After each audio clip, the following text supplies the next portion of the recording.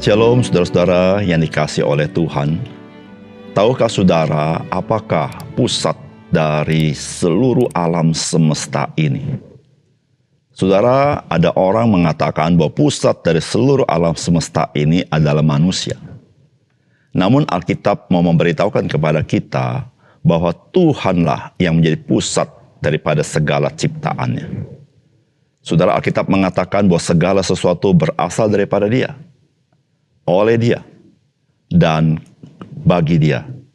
Dan bagi Dia segala kemuliaan. Salam jumpa dalam program Tuhan adalah Gembalaku. Saudara, ada orang berkata bahwa ia sudah bertobat. Mengapa ia masih jatuh lagi ke dalam dosa? Saudara, banyak orang berpikir bertobat itu adalah dengan tidak melakukan perbuatan jahat atau berdosa. Itu tidak salah. Namun tidak menyadari apakah sesungguhnya secara hakiki berdosa itu. Saudara, manusia tidak menempatkan Tuhan sebagai Tuhan. Manusia hendak menjadikan dirinya Tuhan. Saudara, itulah hakikat daripada keberdosaan. Saudara, bertobat itu membawa diri kita berbalik atau kembali kepada Tuhan. Saudara, meskipun kita tidak berbuat dosa dalam arti tidak berbuat kejahatan, tetapi ketika kita bersandar kepada kekuatan atau hikmat atau harta kita sendiri, kita sesungguhnya sedang memisahkan diri kita dari Tuhan. Saudara, bukankah dosa itu adalah keterpisahan kita daripada Tuhan? Saudara, mari kita membaca Hosea pasal yang ke-14. Samaria harus mendapat hukuman sebab ia memberontak terhadap Allahnya. Mereka akan tewas oleh pedang, bayi-bayinya akan diremukan, dan perempuan-perempuannya yang mengandung akan dibelah perutnya. Bertobatlah, hai Israel, kepada Tuhan Allahmu, sebab engkau telah tergelincir karena kesalahanmu. Bawalah sertamu kata-kata penyesalan, dan bertobatlah kepada Tuhan. Katakanlah kepadanya, ampunilah segala kesalahan, sehingga kami mendapat yang baik, maka kami akan mempersembahkan pengakuan kami. Asyur tidak dapat menyelamatkan kami. Kami tidak mau mengendarai kuda. Dan kami tidak akan berkata lagi, ya Allah kami, kepada buatan tangan kami, karena engkau menyayangi anak yatim. Aku akan memulihkan mereka dari penyelewengan, aku akan mengasihi mereka dengan sukarela, sebab murkaku telah surut daripada mereka. Aku akan seperti embun bagi Israel, maka ia akan berbunga seperti bunga bakung, dan akan menjulurkan akar-akarnya seperti pohon hawar. Ranting-rantingnya akan merambak, semaraknya akan seperti pohon zaitun, dan berbau harum seperti yang di Libanon.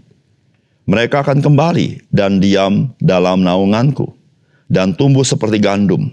Mereka akan berkembang seperti pohon anggur, yang termasyur seperti anggur Libanon. Efraim, apakah lagi sangkut pautku dengan berhala-berhala? Akulah yang menjawab dan memperhatikan engkau. Aku ini seperti pohon sanobar yang menghijau. Daripadaku engkau mendapat buah. Siapa yang bijaksana, biarlah ia memahami semuanya ini. Siapa yang paham, biarlah ia mengetahuinya. Sebab jalan-jalan Tuhan adalah lurus, dan orang benar menempuhnya, tetapi pemberontak tergelincir di situ. Saudara yang dikasihi oleh Tuhan, kecenderungan kita tidak lagi mendekat kepada Tuhan akan menghasilkan perbuatan-perbuatan daging.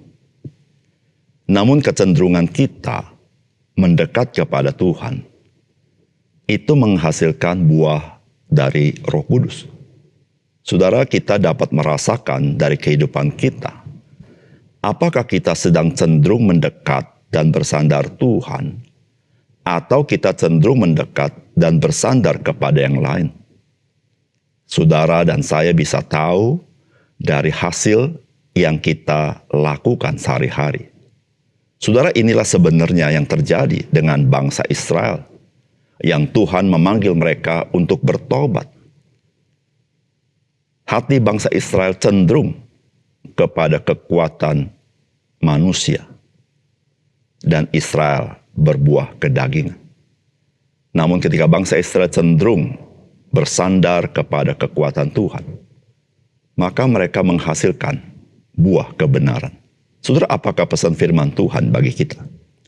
Saudara, yang pertama, pertobatan yang sejati ketika kita tidak lagi bersandar kepada manusia dan segala sesuatu yang ada di dalam dunia ini, termasuk diri kita sendiri, melainkan kita sepenuhnya bersandar kepada Tuhan. Saudara, firman Tuhan berkata begini, "Bertobatlah hai Israel kepada Tuhan Allahmu, sebab engkau telah tergelincir karena kesalahanmu. Bawalah sertamu kata-kata penyesalan dan bertobatlah kepada Tuhan. Katakanlah kepadanya, ampunilah segala kesalahan sehingga kami mendapat yang baik, maka kami akan mempersembahkan pengakuan kami. Asyur tidak dapat menyelamatkan kami. Kami tidak mau mengendarai kuda, dan kami tidak akan berkata lagi, ya Allah kami, kepada buatan tangan kami, karena engkau menyayangi anak yatim." Saudara yang dikasihi oleh Tuhan, Tuhan memanggil bangsa Israel untuk bertobat atau kembali kepada Tuhan. Saudara, bangsa Israel menjadi bangsa yang berdosa kepada Tuhan karena bangsa Israel telah memilih kecenderungan menjauh daripada Tuhan. Bagaimana mereka menjauh daripada Tuhan? Yaitu mereka mulai bersandar kepada bangsa lain, yaitu bangsa Asyur. Mereka mulai bersandar kepada diri sendiri dengan membuat patung-patung ilah bagi mereka. Saudara, itu adalah awal daripada kejatuhan mereka ke dalam dosa yang lebih gelap dalam hidup mereka. Saudara, ketika Tuhan memanggil mereka kembali untuk bertobat, maka saudara-saudara, bukan sekedar agar mereka tidak berbuat dosa. Memang bertobat artinya kita tidak lagi berbuat dosa, tetapi kepada akar masalah yang sangat mendalam dari umat Tuhan, yaitu supaya mereka berbalik kepada Tuhan, tidak bersandar kepada kekuatan manusia, kekuatan diri mereka sendiri, atau mereka menjadi Tuhan bagi kehidupan mereka sendiri, tetapi mereka menaruh hidup mereka di dalam tangan Tuhan. Saudara-saudara yang kasih dalam Tuhan, kehidupan kita sebagai orang percaya rentan untuk cenderung bersandar kepada kekuatan diri kita sendiri, atau kekuatan manusia, atau kepada kekuatan apa yang kita miliki. Meskipun kita tetap beribadah kepada Tuhan, namun hati kita tidak bisa membohongi kita. Kita tidak lagi bersandar kepada Tuhan. Maka saudara, buah yang dihasilkan adalah buah kedagingan. Oleh karena itu saudara mungkin ada orang berkata, saya sudah bertobat, tapi kenapa saya masih cenderung berbuat dosa?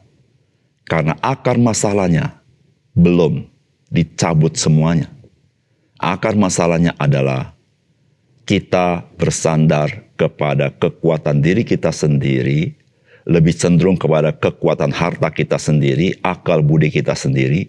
Saudara, pada saat yang sama, kita sedang menjauh daripada sumber hidup itu, yaitu Tuhan itu sendiri. Saudara, bertobat artinya membawa diri kita kembali kepada Tuhan. Membawa persandaran kita kembali kepada Tuhan.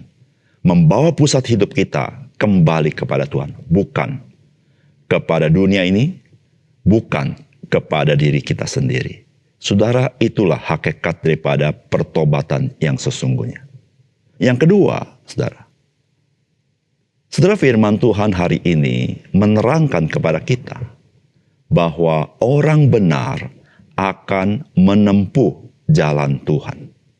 Saudara, firman Tuhan mengatakan begini, siapa yang bijaksana, biarlah ia memahami semuanya ini. Siapa yang paham, biarlah ia mengetahuinya. Sebab jalan-jalan Tuhan adalah lurus, dan orang benar menempuhnya, tetapi pemberontak tergelincir di situ. Saudara, kalimat ini sangat menarik dari Tuhan, bahwa orang benar menempuh jalan-jalan Tuhan, tetapi pemberontak tergelincir di situ. Saudara, kita seringkali berpikir bahwa ketika seorang berjalan di jalan Tuhan, maka dia menjadi orang benar. Artinya, ada perubahan dari orang berdosa menjadi orang benar karena dia berjalan di jalan Tuhan. Tetapi Alkitab mengatakan hal yang lain. Alkitab mengatakan orang benar berjalan menempuh di jalan Tuhan, tetapi pemberontak tergelincir di situ.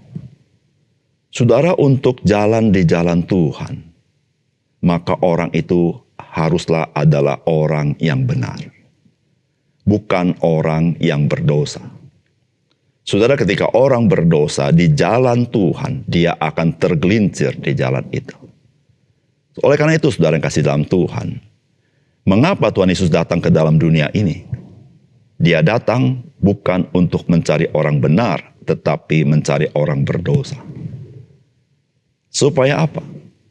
Supaya mereka percaya kepada Yesus dan dia dibenarkan dalam namanya. Maka pada saat itu, dia menjadi orang yang berjalan di jalan Tuhan. Karena dia adalah orang benar di dalam Kristus. Saudara, yang sangat utama dan sangat penting kalau kita ingin ikut Tuhan adalah saudara dan saya harus dibenarkan di dalam Kristus Yesus. Sehingga saudara adalah orang benar. Saudara, orang benar adalah orang yang menerima Roh Kudus. Sehingga dia boleh berjalan di jalan Tuhan. Tetapi orang berdosa yang belum menerima kasih karunia Tuhan, ketika dia ingin jalan di jalan Tuhan, dia akan tergelincir. Dia akan jatuh. Dia akan binasa. Saudara, hukum Taurat adalah kudus dan benar. Tetapi hukum Taurat menjadi kutuk bagi orang berdosa. Karena hukum Taurat, dia menghakimi dosa orang berdosa. Dan orang berdosa tidak sanggup hidup seturut dengan hukum Taurat. Tetapi ketika seorang sudah percaya Yesus, dibasuh oleh darah Yesus Kristus dan menerima Roh Kudus, dan menjadi orang yang dibenarkan, menjadi orang yang benar, maka Taurat Tuhan adalah jalan yang indah bagi dia. Sehingga dia boleh berjalan di atasnya, dan dia menampakkan keindahan Tuhan.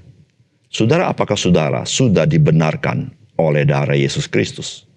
Jikalau saudara sudah, saudara adalah orang berbahagia. Karena Alkitab berkata orang benar menempuh jalan-jalan Tuhan itu. Tetapi pemberontak akan tergelincir di situ. Mari kita berdoa. Bapa surga, terima kasih untuk kebenaran firman Tuhan. Biarlah kebenaran firman Tuhan mencelikkan mata rohani kami. Bagaimana sudut pandang Tuhan yang berbeda dengan sudut pandang kami. Tuhan ajar kami selalu supaya kami mengarahkan hidup kami bersandar kepada Engkau. Bukan bersandar kepada yang lain. Disitulah kami boleh berbuah di dalam Engkau. Dan ya Tuhan, terima kasih. Kami orang-orang yang dibenarkan dalam Kristus boleh berjalan di jalan Tuhan. Karena Roh Kudus yang memimpin kami dan memberikan kami kekuatan dan kuasa. Sehingga kami sanggup hidup seturut dengan kehendak Tuhan. Terima kasih Tuhan, dalam nama Tuhan Yesus kami berdoa. Amin.